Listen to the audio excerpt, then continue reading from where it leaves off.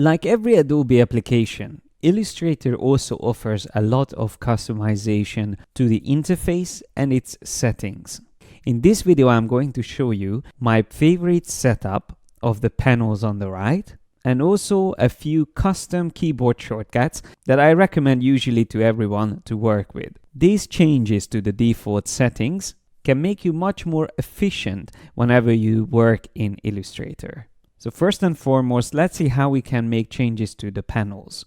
All the panels, when you first open up Illustrator, will be here on the right side. So this is the panel area. All of these panels are docked, but you can make them floating. The way you do that is by selecting one of these panels and dragging that tab out, which detaches them from the dock on the right, and now it became a floating panel. If you double click on the name or tab of a panel, you can minimize it, and then clicking on it again can maximize it. You can also change the size of almost all panels, so you can make them bigger or smaller, and you will always find additional settings for panels, like here in the panel menu, which is always going to be here on the top right corner. And in case of swatches panel, you can see all these options, like I can switch to small thumbnail view, or I can switch all the way up to large thumbnail view. If you accidentally close a panel, the place where you can find all the panels is the window menu. So here from actions all the way down to variables, this is all the panels you have in Illustrator. So if I click on swatches, it will open it back up again. So if I want to put it back where it was originally, I can just drag it, and once I get close to the other panels, I will see a highlight showing where I can dock this panel in. I can even dock it next to the libraries panel, or even create an additional new column if I want. So whatever gets highlighted with a blue outline, that's where the panel is going to be docked in. As you can see now, I docked it next to the libraries, but the same way I can put it back here, and this we call iconic panel state, when it becomes just a small little icon, which you can click on to show and click again to hide. Now, if you want to see the names of these panels, even though they are in iconic state, you can still drag the left edge out, and that will reveal their names. Especially in the beginning when you work, this might be useful, just so you can find your way around faster. Instead of the libraries panel, there's two other panels I prefer to see always completely visible.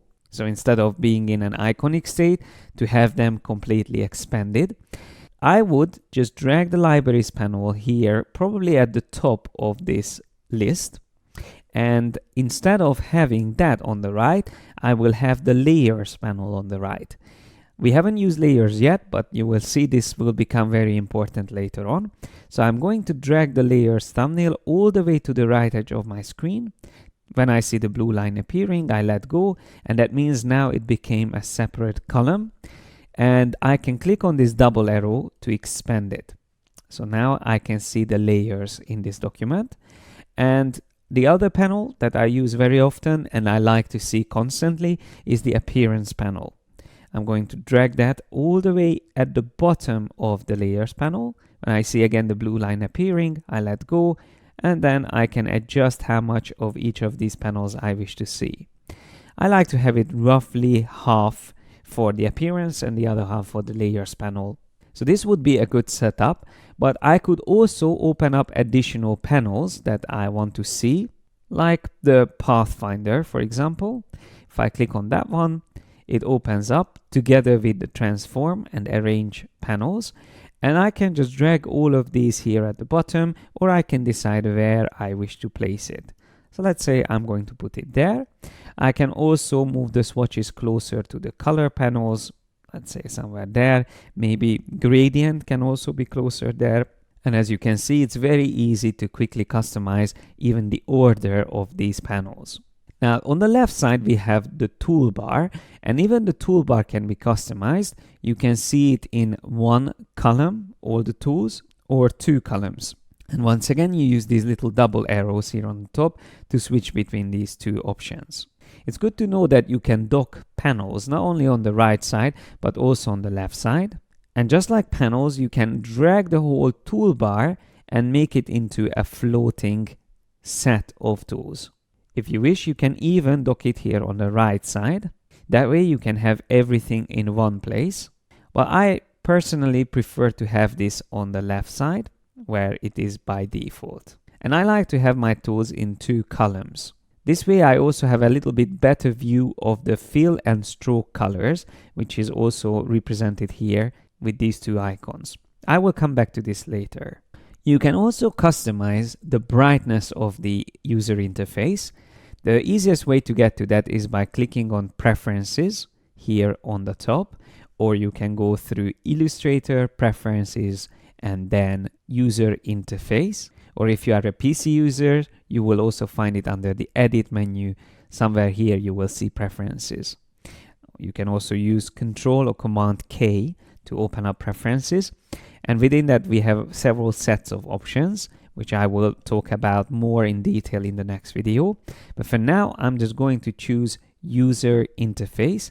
And here you have a couple of options which you can change, and you can have the interface much brighter or set it back to the medium dark as it is by default. I prefer to use this medium dark or even the dark one sometimes because it's easier on the eye. When you stare at the computer screen for a whole day, you want slightly darker colors wherever possible, so your eyes won't be affected as much by the brightness of the screen.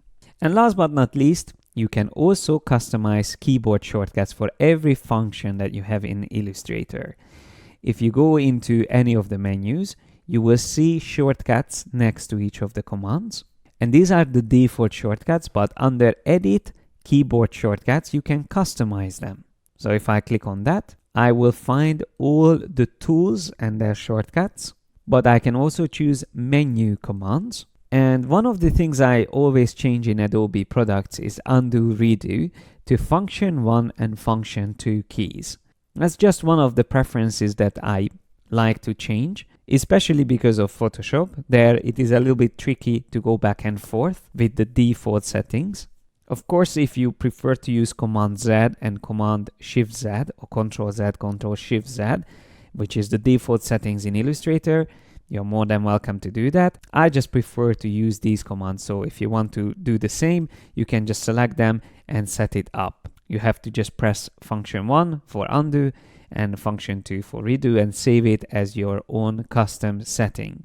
If you are looking for a certain command that you wish to change, you can also just type it in up there. So let's say it is the pixel preview that you want to change. You just type that in and you will find the shortcut for that, which by default is Command Option Y or Control Alt Y on PC. And that's again something you can very quickly change by just clicking on it. If I just press F3, that quickly can be assigned to that option. I'm not going to do this.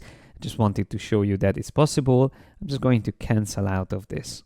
And it's also good to know that once you update the user interface and set it up the way you wish to work with it, it might be worth saving that as a custom workspace. And the way you can do that is by clicking on the workspace selector or switcher up here. And it will probably be called Essentials because that is the default workspace. But if you want, you can save your workspace. I'm going to click on New Workspace and I can type in, yes, I'm a designer, for example. Click OK, and that's what's going to come up here. So whenever I choose another one, let's say Layout, that is another default setup of panels that ships with Illustrator, I can say that. Or I can go back to Essentials, which I can even reset because this will remember the way I customized it. But if I want, I can reset Essentials, which will go back to the default settings where we see a big libraries panel in Creative Cloud version, or you will just see this column of iconic panels in previous versions. And just as easily, I can always go back to my custom settings. And the good thing is that if I mess up something and maybe lose some panels from here, I can always reset this state of my workspace by just simply choosing Reset. So it will always put it back to the way it was saved. Using these workspaces can save a lot of time of tidying up your user interface. if someone messes it up for you, or you can also have different workspaces for different workflows. Due to the fact that there's so many different panels, every user might need different sets of them visible and in different layout.